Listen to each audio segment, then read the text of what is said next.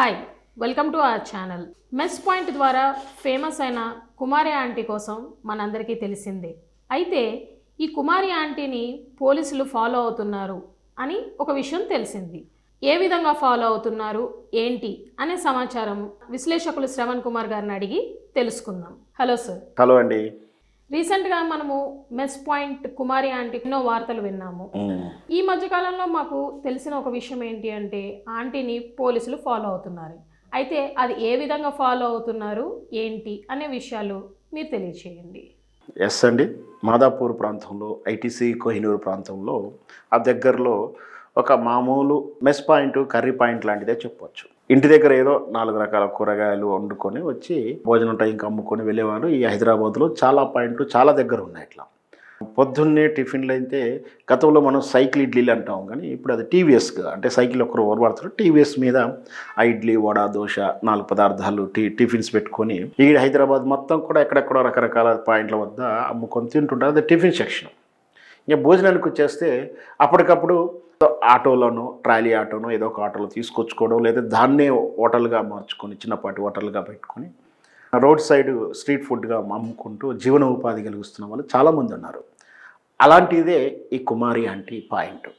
కానీ అనూహ్యంగా ఈ సోషల్ మీడియా యూట్యూబ్ ఛానల్స్ వాళ్ళు చేసినటువంటి ఆ స్టోరీస్ వల్ల అలా సోషల్ మీడియాలో ఆ వీడియోల్లో ఒకటి వైరల్ బాగా అయింది. అదేంటంటే మీ బిల్లు 1000 రూపాయలు 2 లివర్లు ఎక్స్ట్రా అని.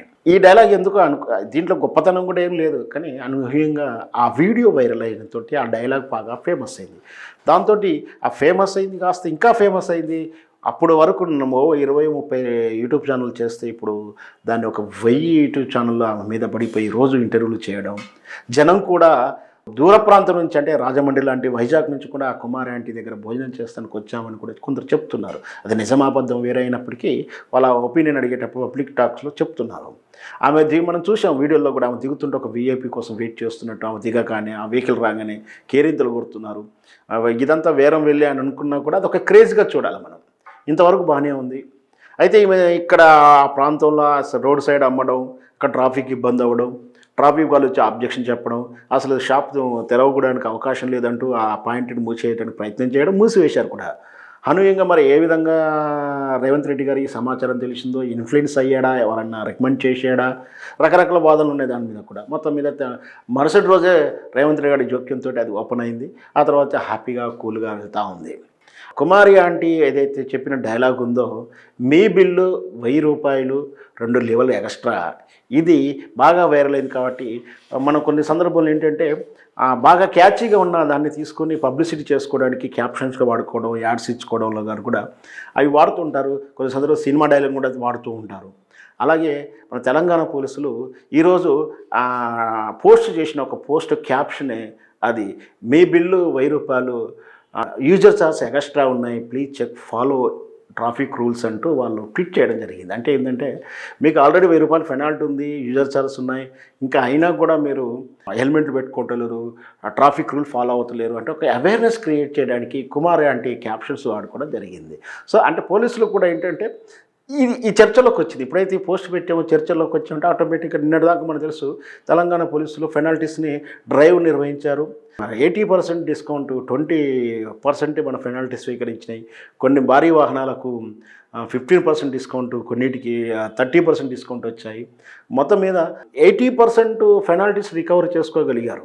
అంటే దీనికి రాష్ట్ర ఆదాయం కోసం చేశారని కొందరు, లేదా ప్రజల్లో ఈ లేజినెస్ పోగొట్టుకోవడానికి ఆఫర్ రూపంలో ఇచ్చారు. ఏదైతేనేమి 80% అయితే డ్యూస్ కట్టేశారు.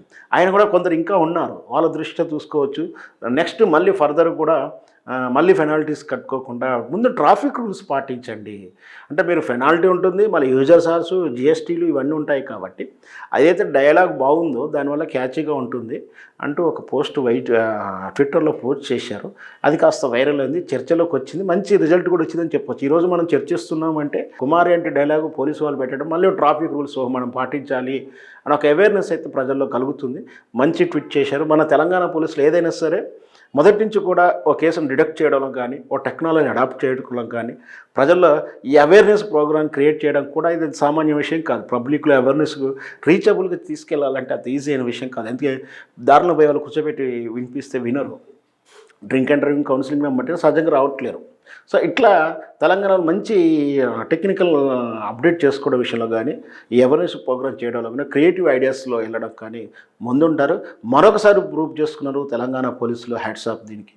ఎందుకంటే ఐడియాలో క్యాప్షన్ ఒక ఎంత పబ్లిసిటీ ఉందో ఇది అంత రీచ్ అవుతుంది. కాబట్టి ఇప్పటికైనా హైదరాబాద్ ట్రాఫిక్లో కొంచెం వరకైనా అవేర్నెస్ వస్తే ఇంకొంచెం ట్రాఫిక్ ఫ్రీ అవుతుంది, జాములు వెళ్ళవు, ట్రాఫిక్ జామ్ అవ్వదు, ప్లస్ ఇంజూర్స్ కూడా కావు. ఎందుకంటే హెల్మెట్ పెట్టుకుంటే ఇంజూర్స్ కావు, ఓవర్ స్పీడ్కి వెళ్ళకపోవడం, లేదా సిగ్నల్ పడినప్పుడు జంప్ చేయకపోవడం, ఇవన్నీ కూడా పాటిస్తే కొంతవరకు తమకు రక్షణ ఉంటుంది, అంటే వాహనదారునికి రక్షణ ఉంటుంది, తన చుట్టూ ప్రయాణించే వాళ్ళకు కూడా రక్షణగా ఉంటుంది.